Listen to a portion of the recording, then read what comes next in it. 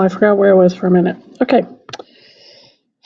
9.5 is the last new thing we're learning about exponential functions. And then we're going to have a quiz. And then we're going to get to play on Desmos. And then we're going to have a test.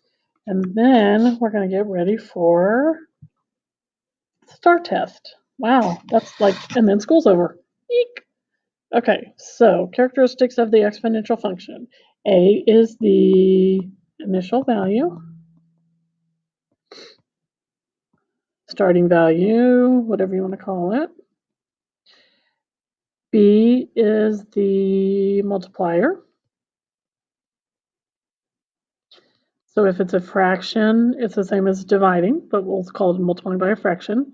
And X is the variable, the exponent. The reason it's called exponential, it's supposed to be an N. Okay, so let's go ahead and work some of these out. I'm going to enter this data in my calculator, and I'm going to plot the points, but I'm going to go ahead and write in the steps, which kind of doesn't need to be done, but we'll do it anyway. Okay, because then when I go to my calculator and do them, you'll already have this part down. So the step one is to enter the data. And I hate it when I write on in a table because it does weird stuff. So the stat edit L1, L2 is entering our data in the table. Step 2, stat calc 0. This is, okay, that's the exponential regression function. Okay, so we're calculating,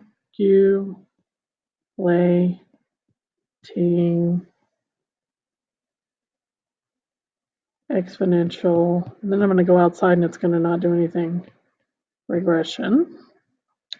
And then step 3, the reason we do the y vars and the y vars is to store the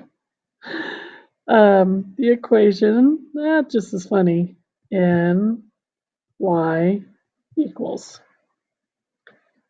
Okay, I hate this.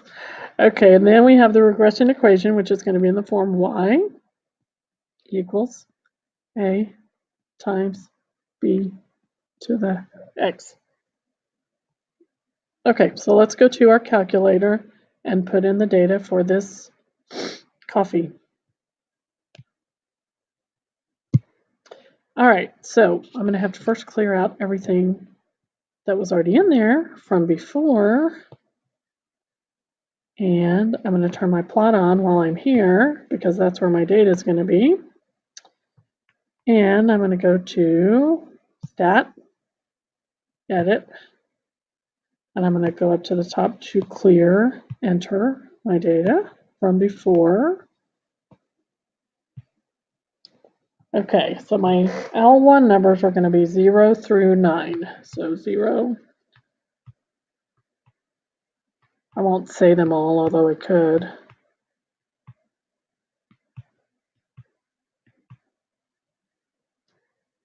And then my L2 is my Y values.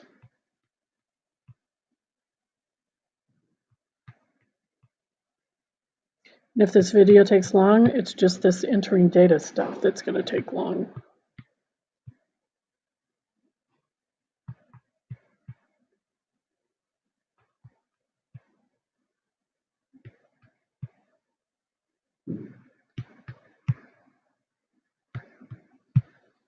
Uh-oh, I missed one. 175, 156, 142, 127, 113, 101, 94, 84, 75. What did I do wrong? Did I put in a number? Okay.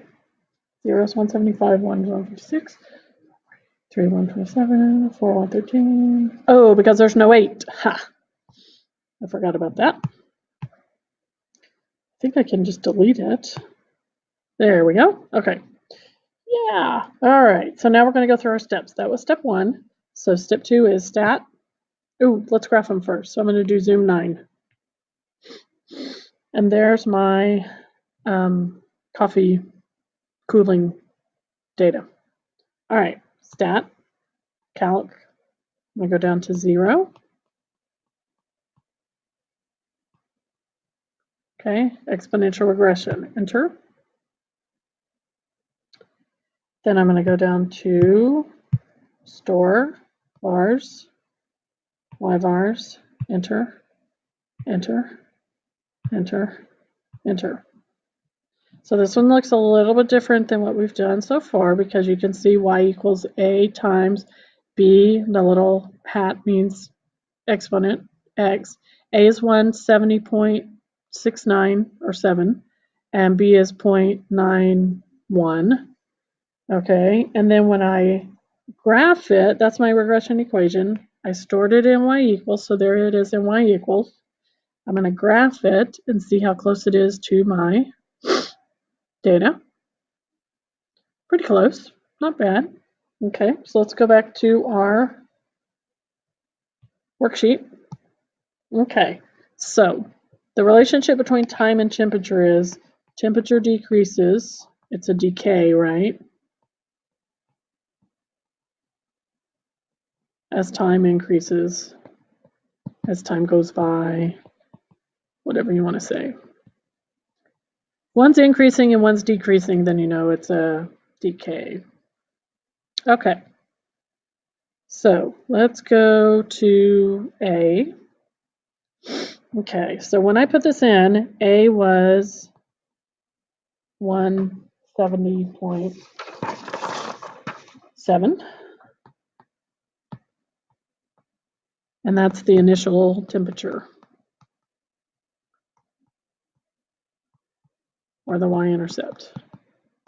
And it's not exactly what, it's not the true number, because the true number was 175, was with the temperature when it started. But we're doing regression, which means it's close, but it's not exactly perfect. So even though our initial value isn't exactly correct, that's okay because we're doing a line of best fit, which means it doesn't have to be the same.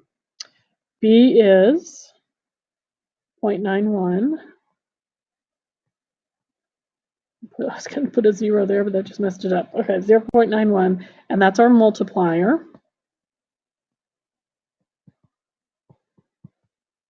That's what we're going down by. So it's almost 0.2, which would be 1/5. So it's about a fifth. It's like multiplying times 1/5 each time. So it's 1/5. The temperature is going down 1/5 each hour, minute.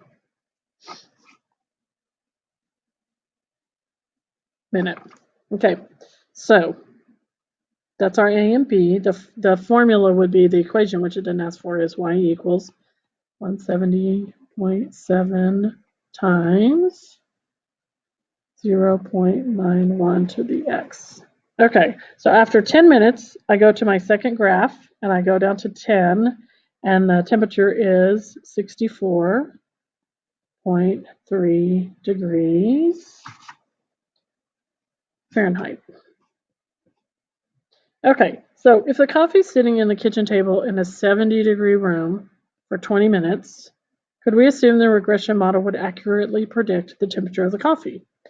The answer is going to be no. After 10 minutes, it's already colder than the room, and the coffee is not going to get colder than the room. So coffee would not cool below 70 degrees. Okay, and our equation, if you looked at it, the whole thing, our equation is going to 0. Not reaching 0, but it's going to 0. Let's go back to our graph and look real quick.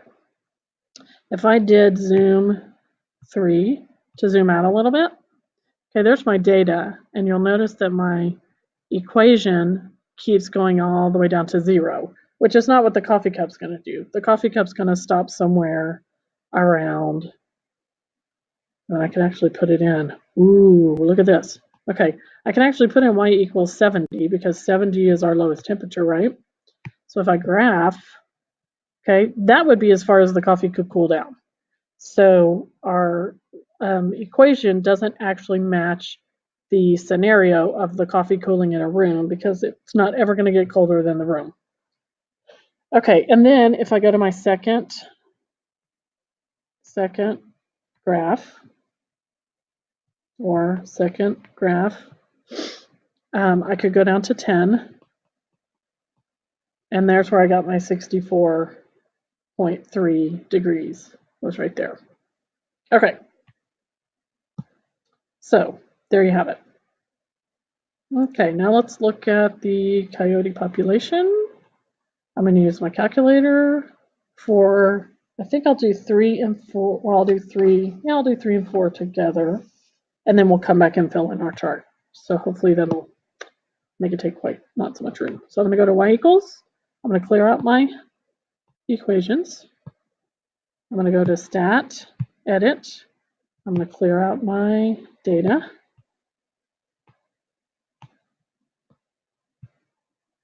Okay, my L1 numbers for decades are 0, 1, 2, 3, and 4.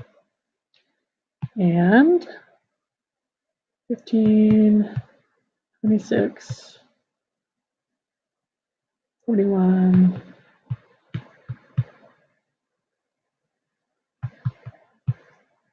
Increasing or decreasing? Increasing, exactly. Okay, so that, well, let's go ahead and do zoom 9. There it surely is increasing. Okay, stat, calc, 0, vars, y vars, enter, enter, calculate. Okay, so I'm writing down on my paper 15 times 1.7 to the x power. And then I'm going to go ahead and look at my graph, even though y'all don't care that it matches so well. What a beautiful thing. Okay, and I'm going to go to my second table, and I'm going to look for 60 years, which would be 6 decades. Remember this going by decades. And I'm going to write down 345 coyotes would be my prediction. Okay, number 4. I'm just going to go ahead and do both of these, so I don't have to come back here again for a minute. Okay, clear out my data.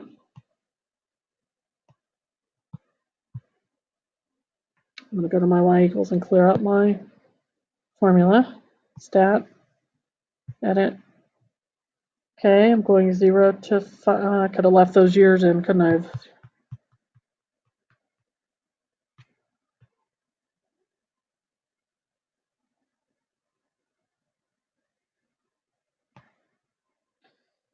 Okay, and then my pesticide concentration is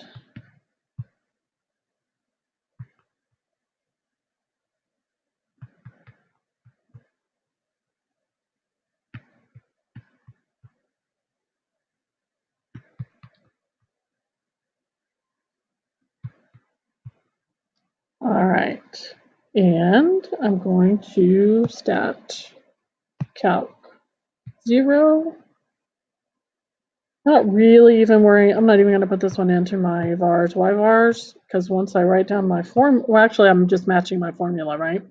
So I'm looking at my answer choices, and if A is 17.05, then I'm going to pick D right away, and B is 0.84, so I'm totally going to pick D for number 4. And when you're writing down your answer for that, since we're talking about fish, you're going to tell me your favorite fish when you come in. And of course, you'll get a little treat because that's what makes this all fun, right? Okay, so number 3, we found the equation was y equals 15 times, I'm just going to do this because I don't feel like you can see those dots sometimes, 1.7 to the x power. 15 is the initial population. 1.7 is the multiplier. So it's almost twice as many coyotes each decade. Remember, we're talking about decades. So it's almost double. So 60 years is going to be 6 decades. And the coyote population is going to be 345 coyotes. She's in class.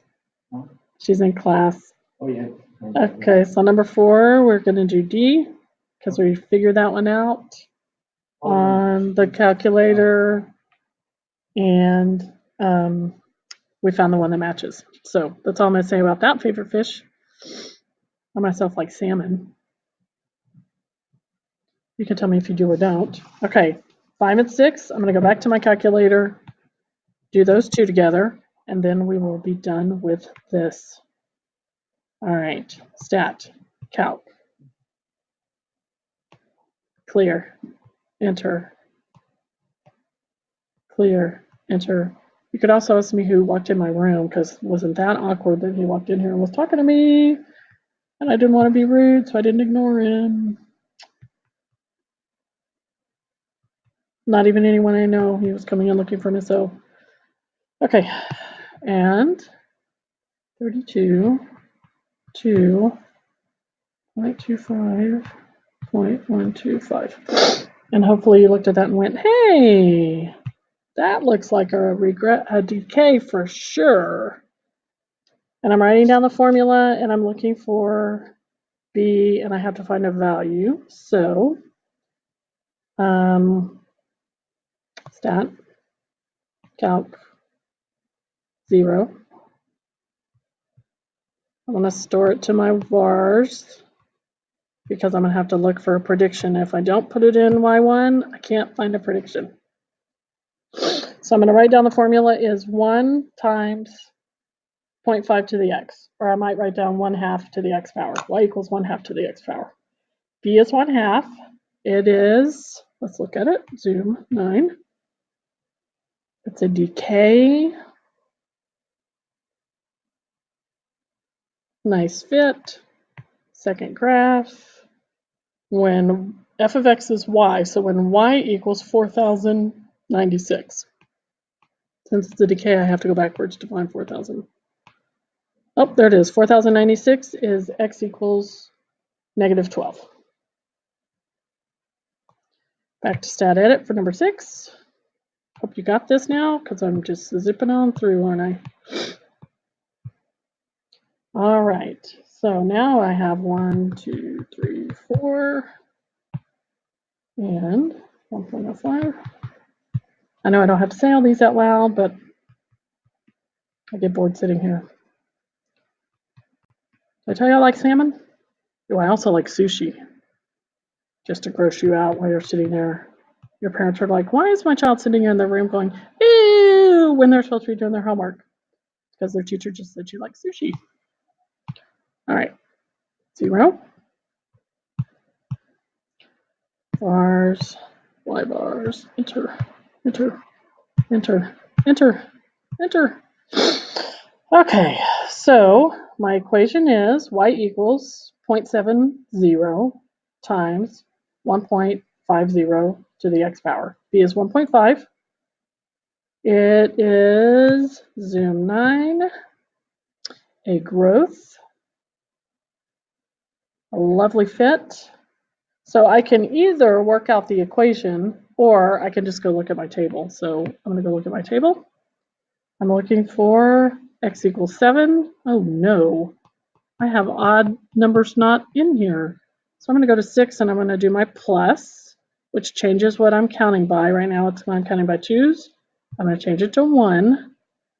So here's 7. I have 11.92. So I'm going to write that down. Go back to my table. Okay, so for number 5, we found that the function rule was y equals 1 times 0.5 to the x. I'm going to write y equals 1/2 x. I don't need to write the a1 because it's just a 1. B is 1/2. It is a decay, which I know because my numbers were getting smaller. And when y equals that, x equals -12. And for number 6, the rule was y equals 0.70 times 1.50 to the x. B is 1.50. It is a growth. And at f at 7, I can either put in, well, I looked at my table, and we know that y is 11.92. But I could also do 0.70 times 1.5 to the x, not to the x, to the 7th, and I get 11.96. So it's pretty close to the same answer. So I will call that good, and I will see you tomorrow.